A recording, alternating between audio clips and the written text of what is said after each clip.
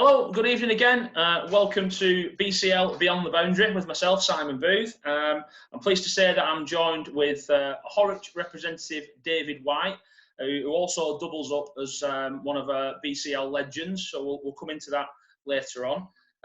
Evening, Dave. Move it, how pal? Yeah, very well, thank you very much. Nice one.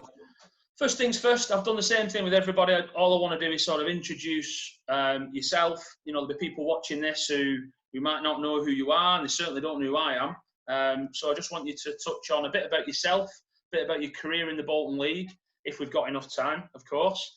And then obviously your current involvement at Horwich, if that's okay. Yeah, David White, born and bred in Horwich. Came through the junior ranks at Horwich when I was up until played at Horwich till I was about 24. Then I took on a few pro-in jobs, went back to Horwich, another pro-in job. So I've kind of done the rounds, amateur, semi-pro, etc. You name it, I've probably done it. So that's where we're at. Your current involvement at Horwich? Currently, yeah. I don't like calling it cricket manager because I think it's a bit of a bum trait, but I'm just kind of helping Brett out, help the lads out, help organise a team, just general, you know, help the lads out as much as I can really, and try and, you know, bring them on. Well, obviously, you know, you must be doing something right. I mean, Horwich have done pretty well recently, so we'll sort of dive into Horwich. And what I want to do with this interview is slightly different than everybody else's, because I don't want to do a disservice to Horwich. We want to talk about Horwich and Horwich's plans, but also I want to, you know, speak about yourself and your own experiences in and around the Bolton League. So we'll start off with Horwich, if that's all right. Yeah. Obviously, this year has been, you know, we've had the rug pulled from underneath us, so to speak. What was Horwich's plans this year in terms of playing personnel? And obviously, plenty of people have touched on it, but Horwich setting the bar with T20 and events. You know, tell us a bit about your plans this year. Yeah, we'd signed, obviously, Brett again. Lockie had gone back the overseas. We bringing another one in from the same league in Melbourne, played first grade, so he was going to be a decent player. Leggy. He's agreed to play for us again in 2021. Really? He was busting a gut to come, so I rang him up last week, got in contact, and he said, yeah, I'm definitely nailed on. So that's kind of a bit of good news looking forward. Really? Sam Bell has signed for us. He's ex-Fleetwood, Dean's brother. He's a bit of a top draw seamer. So he was going to take over a new ball with probably Adam Knowles. Sam didn't play last year because I think he just had a year off and he was getting married or whatever. So he was busting a gut to come play for us and start again. So like I say, we were set this year. You know, the lads that have been well documented for the last 10 years, they've come through the 21, 22 now. They're getting to an age where they can really win games for us. And they were just showing signs last year what they were capable of. And we thought this year, they've really got a chance to really kick on and do something. And like I say, it's all been dragged from under our feet, hasn't it, pal? Unfortunate, but true. So obviously that's the cricket and what you'd put together, and obviously, you know, people know that Horwich were a good side, and they have been for the last few years, and I think they've seen these younger lads sort of grow into the skin a little bit, and having Brett behind him and yourselves is obviously only going to be good for him. A little bit about the club, David, obviously in regards to, there's plenty of people mentioned the T20, how Horwich have obviously set the bar and where people need to aspire to, but a little bit about some of the events that maybe Horwich were going to host, and a little bit about T20. Yeah, with the three T20s at home that we've had for the last few years, we've had them, obviously we go for the Friday because it's a real money spinner. The whole town has bought into the Horwich T20 experience, if you will. You know, we get the band on, we've got the lad on the mic, we've got everything that's geared for an entertaining night. And like I said, with the pub culture being a little bit less than what it was, people are looking for something a little bit different and think, they might not all watch the cricket, but they're up there having a drink, and the atmosphere is amazing, and we earn a lot of money. We do earn a lot of money, and it's been great for the club with the people that we've got, you know, behind the scenes. They just work tirelessly. You know, they've been down on the ground this last few weeks, and everybody's just so disappointed what's happened. And you know, they set this, they look forward to it. You know, the people that don't play look forward to it for so long. You know, yeah. it's been brilliant for us at T20. People don't realise how much hard work that goes into that, and so I get involved with a lot of the social media stuff at Farmouth, and we try best we can, and there's me and 2 or 3 others who look after that. But I know that you've got certain people at your place who put a hell of a lot of effort in. Like you said, the whole town of Horwich have bought in, whether it's Facebook, Twitter, Instagram. You keep everybody informed. Your sponsors seem to back you massively as well. They're always sort of knocking around. Is there anything you want to talk about with regards to sponsors and the backroom guys? No, I mean the people around Horwich, the sponsors we have accrued have been absolutely amazing for us, because we don't have the grant facility like other clubs have. We've got to generate every penny through our bar and our functions, because the history with us and the other club. We're looking for this lease, but it's not forthcoming. So we just started doing everything with both hands tied behind our back, which makes it more sweet with the success we've started to have, because we've had no outside help, and every penny's been generated by the hard-working committee, and that's kind of, we pride ourselves on it. One thing that a couple of people have mentioned with regards to the T20 is that if we get a chance to play some sort of meaningful cricket this year, that they think that T20 is going to feature heavily within the season. If we start in July or August, whenever, at least we can put something together. But I interviewed Dave Cryer from Astor Bridge earlier on this evening, and he mentioned about he's never got a chance to watch what goes on at Horwich, maybe pick up on some tips, see what you guys do. Barbecues and all that. I mean, I've been lucky enough to go up there when we've had no game, and you guys put a really good show on. What would your views be to opening up the T20 into a bigger competition, to sort of maybe play more games, or at least play against more clubs? I think if we do get a chance to get any cricket in this year, there's got to be a lot of 2020, because it will help clubs find some of the funds that they are currently losing. And if we can invite some maybe clubs that won't normally be in our group, your Bridges, your Eagles, clubs to have a look what we do, it might help them generate generate some cash. I mean, again, I can only sort of use examples from my own club, but Farmouth T20, we used to stick it on a Tuesday night. We didn't really put much effort in. Yes, we turned out with a good side, and we tried doing the best we could. But in terms of the club, we never really bought in. And then a couple of years ago, I think 2 or 3 of us went up to Horwich and watched that. And we thought, well, it's sort of not rocket science what they do, but it still takes a lot of effort. And it takes volunteers and people who are going to put the time in. And then obviously you guys are reaping the rewards. So, we moved to Friday night at Farmouth, and we've definitely seen the benefit from it. There's no question. One thing I do want to ask you, something that I've not asked anybody else before. How does it affect your junior cricket? Because at Farmouth, for us, when we have a T20 on a Friday, it kicks our junior stuff into touch. And how do you combat that at Horwich? We just knock it for 5 or 6 weeks that we're actually on the ground on a Friday. We just knock it back to Thursday. Right. Or Dave might hold a session, maybe an hour and a half, straight after school, and they'll do it then, try and accommodate it that way. But we don't forget about them and say, see you in 6 weeks, lads. It's always, we try and sort something out. The seniors might not net on a Thursday because they'll be doing Thursday, Friday, Saturday, Sunday, which is too much. So we just let the juniors have the ground on a Thursday. Brilliant. Yeah, and like you said, the juniors have always been a massive part of Horwich Cricket Club. You mentioned Dave, full name, Dave Fairbrother, absolute, legend in terms of junior cricket. I mean, I've been in and around when I was a junior. He's no vested interest. I bumped into him this morning on delivery, and I said, "Well, we always talk cricket. Probably bump into each other every day." And he talks cricket. He said, "We're on the Zoom meeting tonight, Chalks." I said, I come on. He says, "We want to discuss, even if we don't play, how we can get these kids back on that ground practicing." He's talking about not having fielding drills, just doing batting. Everybody has their own ball. So they're having that Zoom meeting tonight to discuss it, because he's desperate to get these kids back out there and get, just keep them interested, keep them ticking over.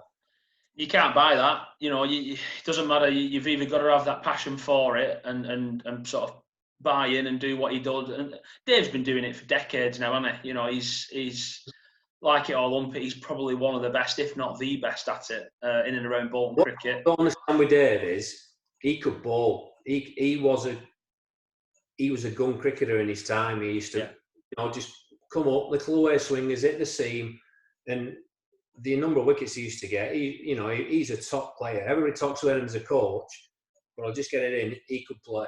Dave Fairweather could bowl. My old man used to have a lot of nice things to say about Dave. So, he never backed anybody up unless they were any good. So he must have been decent. So that's sort of Horwich, the players, the events, the T20, etc. So I want to sort of break away from that a little bit, if that's all right, and we're going to sort of dive into yourself really. And you've been addressed as a Bolton Cricket League legend. So whether you like that or not, that's happened, and for good reason. So in terms of, if anyone knows me, I do my homework very, very well, and I've got some good people who's thrown some stats at me. Correct me if I'm wrong. So 18,140 runs in the Bolton League, and 1,304 wickets. So I mean that's by anyone's standard, batting and bowling. That's serious cricket and serious stats. What I want to do with the sort of the legends segment is I want to discuss a few players with you that you've played with and against. I want to talk about the current state of our game in the league. What I don't want to do is maybe harp on around what happened 25, 30 years ago, because we're in the now. We're talking about in the now. That's gone. We can't affect that. There's no question about it. Bolton League cricket 25 years ago was totally different animal to what it is now. So first things first, what I want to sort of throw at you, if that's all right, straight in, batsman. Best batsman you've played with or against, pro or amateur, Bolton League. On the spot, but here we go. Best amateur bat is Paul Berry. Was on his day. He was the orange package. He'd go in and his game was nudging, nurdle, nudging, tickling. Before you knew it, he was 40 not out, and he'd not been in 5 minutes. He'd not played a shot in anger. He was dynamite, was Bob. Probably retired a little bit too soon or whatever, but Mike Benison, he's probably the best captain I've seen in the Bolton League. Yeah. Tough, aggressive captaincy. People talk about how can a captain be aggressive? He was in your face. I remember one game at Horwich, we'd had a bit of a spat in the first innings. I'd had the ball and I'd give him a bit of grief, like I do. Not like you, that. They had Bernard Reid in the team, they'd John Smith, they'd Dave Smith, they'd Inge, they'd all the lads playing, and who owns the ball in Mike Benison? And he just kept staring at me, and he knew that I weren't getting out to him. He knew that I couldn't get out to him. And that's what I mean by aggressive captaincy. He was always in your face all the time. And his record goes before him. Absolutely. Top batter. Yeah, top batsman, good captain. And, I was really young when I first sort of come up against him. And I never understood how you could be so aggressive in a game, and then, you go in the clubhouse afterwards and he'd come to you, put his arm around you, get you a drink and start chatting about cricket. And you're like, I don't get that. It's like chalk and cheese. But, that's what the good ones are all about. Yeah. That's batters. Bowlers. Let's go bowlers. So, again, best bowlers you've played with and against Bolton League. There's probably a couple. Stewie, obviously, is up there. Always at you. Always liked to kiss that ridge at Green Mountain. He was always handful. He never really... When I came into bat, he'd always stick that man out at square leg because he knew he had the pace, but I knew occasionally he'd slip me one, but I don't think he liked bowling with a bouncer. It wasn't his thing, but he'd always put that man out there. But he'd always kiss that ridge. He was always handful. Taddy, he was more of a hit the deck sort of bowler, and he'd bowl in tandem. Probably one from that people won't know was Dick Powell. He used to bowl a quicker off break, and he'd bowl all day. He'd bowl 25 overs all day, and he was a good bowler. And he'd rip it into the surfing, and he'd go forward and whack you in the chest. It wasn't hurting you, but it was really, you had to really smother the ball. You'd won at short leg, you'd won at silly point, and it was a tough day. And Dick never gave you anything. You never really got that half volley or that fully to belt. It was those three. Out and out spinners. which is difficult because they tend to be pros, don't they? We have a lot of pros who come over as spinners, but best spinners. Crookie was handful, decent bowler. Yeah.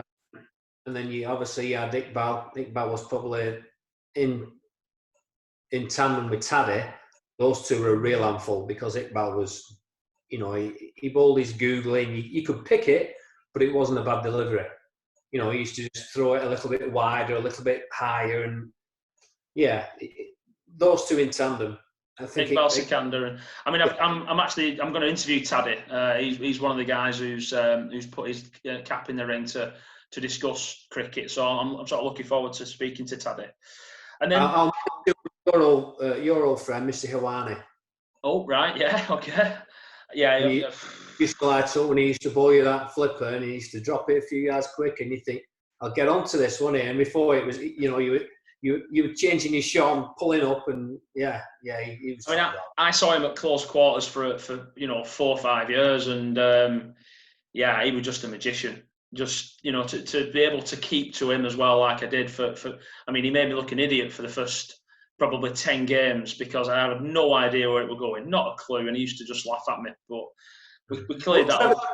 Remember that game at Heaton where it was the first ball, and you stood up behind him, he came in and he wrapped me on pads, and I was dead as a doornail. I went, that right, wasn't it? And he went, yeah, and he didn't give it. And you remember? I do actually, yeah, I do remember it. To be fair. Yeah, he was good. He was good at getting people first up. He just, because he was only little, he used to get people to skid it on, and obviously, he world record holder for Test wickets on debut. So him coming to Heaton and in the latter end of his career, special for me certainly. Yeah. And then really, really biased because I am one, but no one ever speaks about keepers. But as bowlers, you've got to have good keepers. Best keeper played with or against? Probably my best mate, Tim Warwick. Tim Warwick, yeah. I had the pleasure of seeing Tim when I was younger as well. And I mean, we've had so many good keepers in and around the area. I'm not just going to say Bolton League because that would be unfair, but Northern League keepers, Lancashire League keepers. We've had plenty, and obviously you've played with plenty as well. Tim was an athlete, and that's what made him special. He was agile, he had the movement, it looked effortless to him. And I think I've tweeted tonight, Paul Green's asked me about him tonight on Twitter, and I've just said, but for being in a different era, the likes of Warren not being about, Carl not being about, he could have gone far. Yeah, he was class. Class act. Yeah. So that's our players sort of out of the way. So I want to sort of dive straight into sort of just cricket in general, really, in the area. We're sort of, I mentioned it when I interviewed one of the other guys. The special thing about Bolton is that you can throw a blanket over all the clubs. We're so close to one another in terms of being friendly on and off the pitch. A lot of us have played with and against each other at various different ways, whether it be interleague or the old town team when we were juniors. But what I want to ask you is, you're involved with cricket now. You're currently involved with a lot of young lads at Horwich. Obviously, you've been around a long time. I hope you don't mind me saying that. Give me a comparison between cricket then and cricket now. But obviously, of course, a lot of people will say, "Oh, cricket's not as good as it was, and everyone were miles better then." You've been in both camps, so where do you see it? No, I don't think numbers are what they used to be. We all know that, but there's probably reasons for that. I think the main reasons are the pros, the international games, 12 months of the year now. That's massive. I think because lads have more to do these days, lads don't train as intently as we did. And by that I mean, I'll go down to the nets on a Tuesday. I'll probably rock up about 7 o'clock to pick the teams and just say hello to a few of the lads. I'll guarantee you, on a night like this, we've got tonight, nice night, 7:30, 8:15, they're walking off the ground.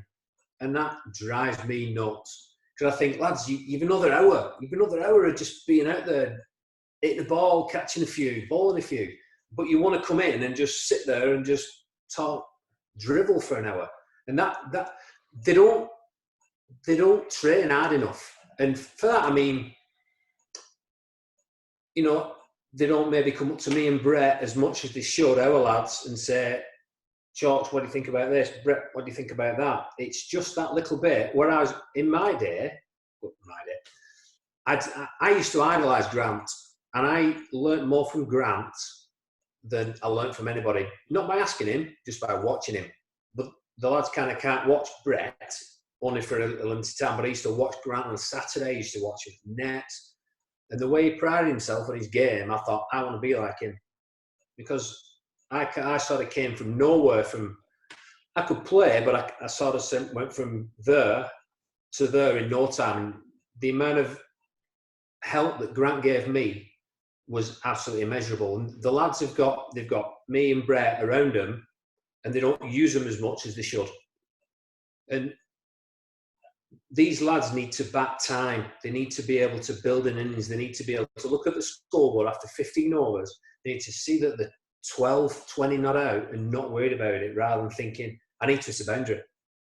You know, because the game's not changed that much, whereas 50 overs, a score of 200, if you bat first, you're going to win the game 7 times out of 10. Would you agree with that? Yeah, I'd agree with that. Yeah, definitely. Always been the case. It's the case then, the case now. But the difference is then, lads went about it a little bit more, they thought about it a little bit more, they had a little bit more game awareness, they were a little bit more cricket aware. And they were students of the game, if you will. Yeah. Whereas that's just lacking.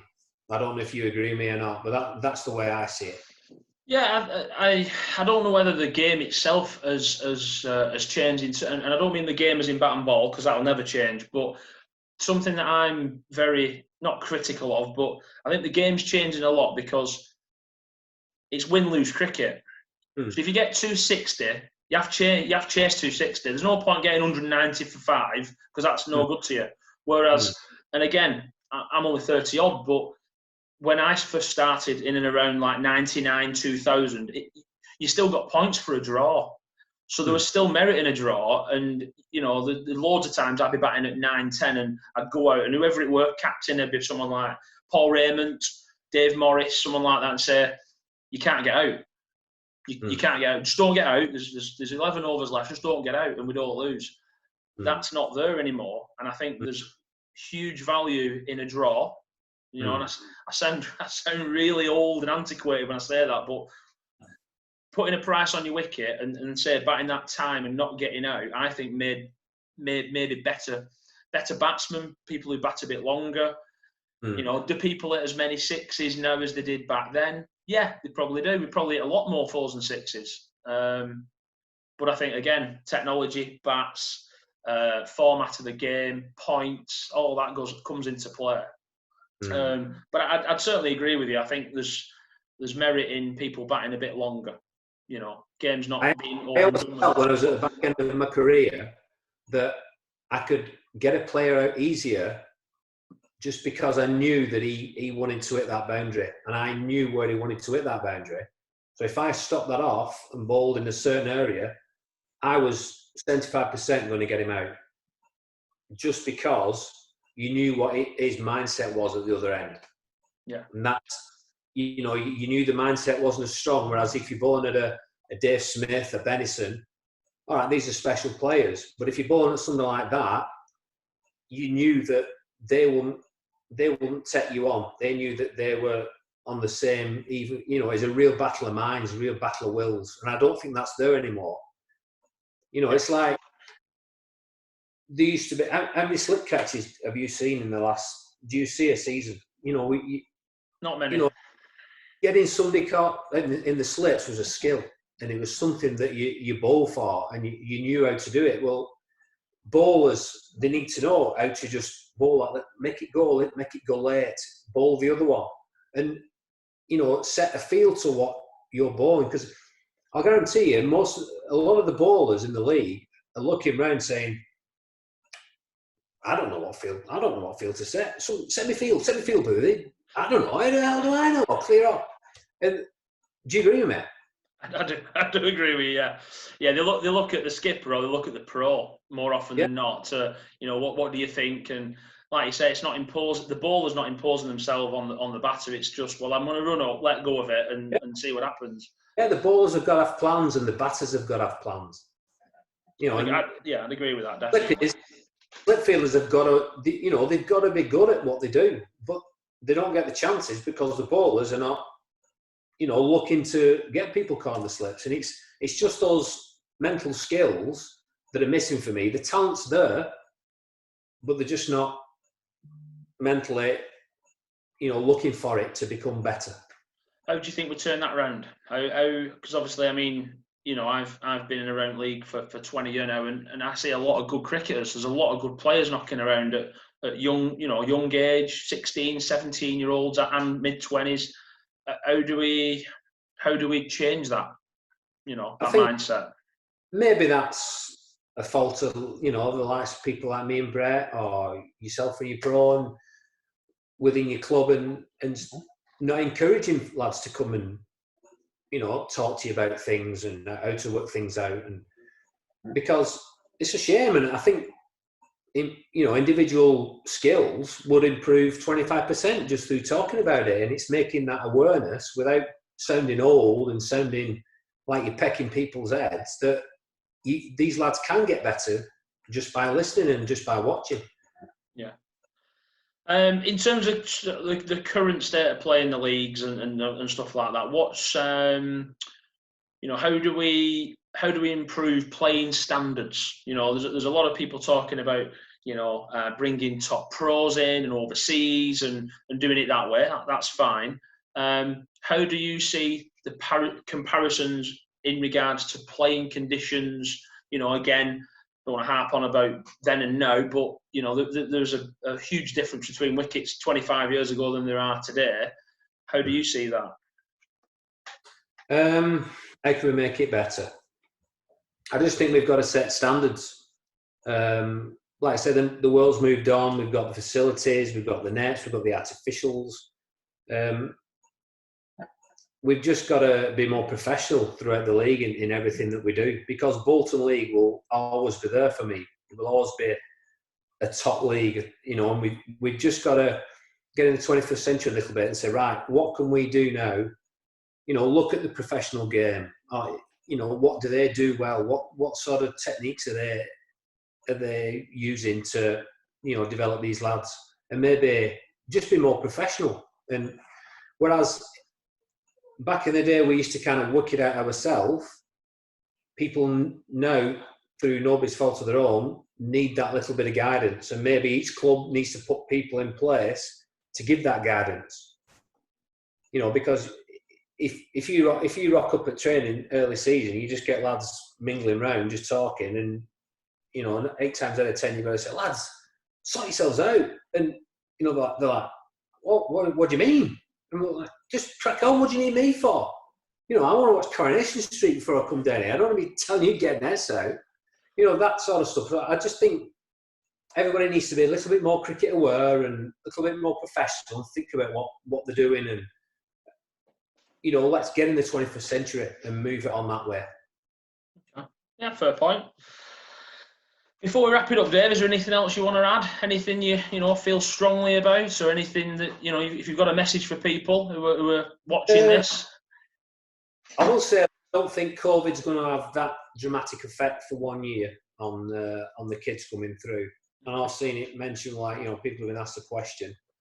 I think we can get away with it for 12 months. Personally, I think it's going to be touch and go whether we get any games in, but maybe if we do the back end, we can touch on some 2020s. But I know what's happening with the 2021. Are we a 14-team division?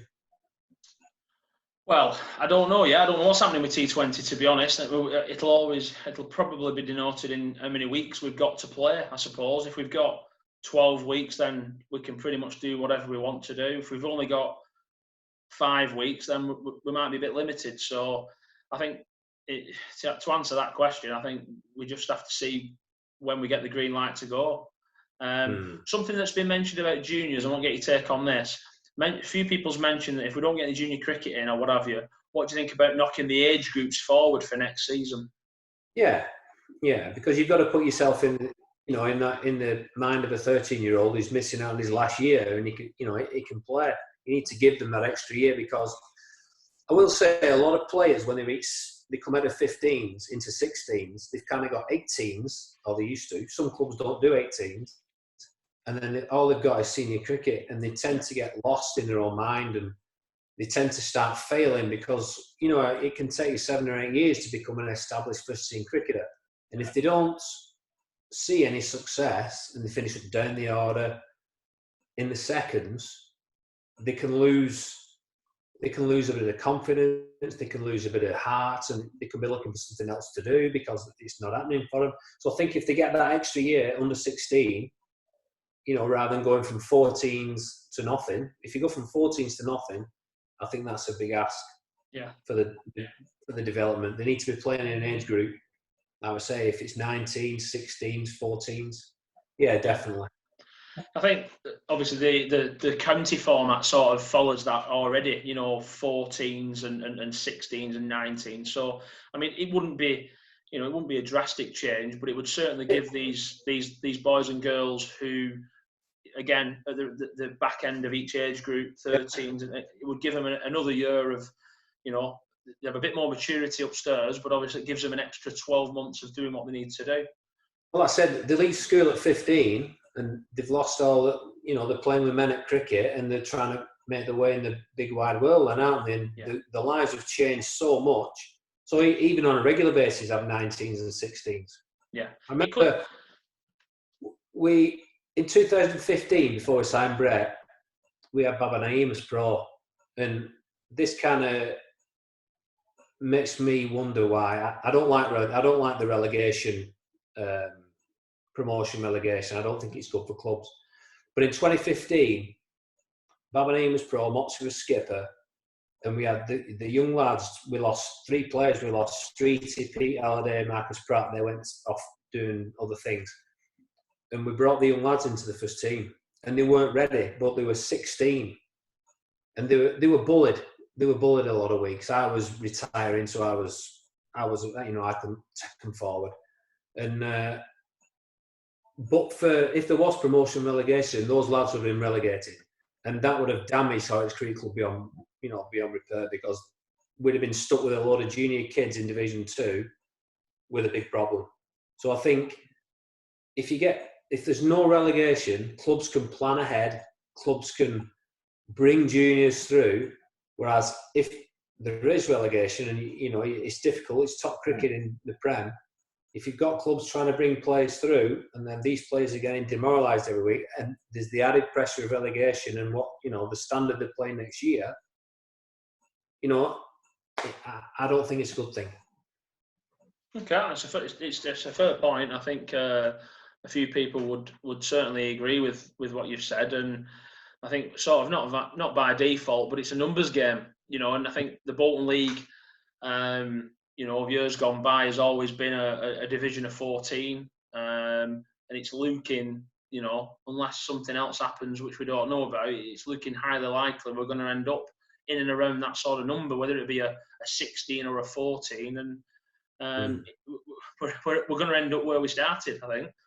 Well, that gives clubs a chance. It gives them a chance to bring juniors through, and if they have a couple of bad years down the bottom, they'll know deep, you know, within the core of that club that they're like we've done. It's took time. It's not happened overnight, and we've sort of got better year by year by year. And if club can be given that scope to do that, it's got to benefit everyone. Well, you did a very similar thing to what we did, and I sort of copied it from my junior days at Social Circle. We introduced a third team into the West Lancs League, and I would say that's improved our 14, 15, 16-year-old kids like massively overnight, because they're playing senior cricket, they're playing against men, but they're not necessarily, you said, they're not being bullied, they're being more encouraged and egged on and playing. And we've had that third team at our place now for a while, and I know you guys have a third team as well, because we've come up against each other, and it's a model that I copied from Social Circle years and years ago when I was, you know, 11, 12-year-old, and the Barrows at Social Circle, they went through it, and other players gone through that third team, playing with that maybe 40-odd, 50-year-old chaps who's been there and done it, and they can give that experience across to the kids. And do you know what they get more than anything? They get bats on ball, and there's no substitute for time in the middle. We've had Sam Little's had a lot of time in the middle playing 13 cricket over the last 2 years. We've had Josh. I mean, Sam scored big runs, but for being, you know, the time he's got in the middle, rather than just hitting a ball in a net with Josh on a Sunday when there's nobody on the ground, you can't buy it. You know, we've had Kieran Barlow bowling some leg spin, and the kid's getting better. Young Marcus here, he's had a few knocks in the third team just to get back on the ball. And you can't buy it, mate. You cannot buy it. It's so important. Yeah, definitely. Right. Anything else to add, Dave? Are we good with that? Oh, no. Good to speak to you, pal. Lovely. No, Dave, thank you very much for your time. Appreciate you taking a bit of time out of your evening. No problem, mate. That's been David White, Horwich Cricket Club and BCL legend. Cheers, Dave. Cheers, pal. All the best of luck.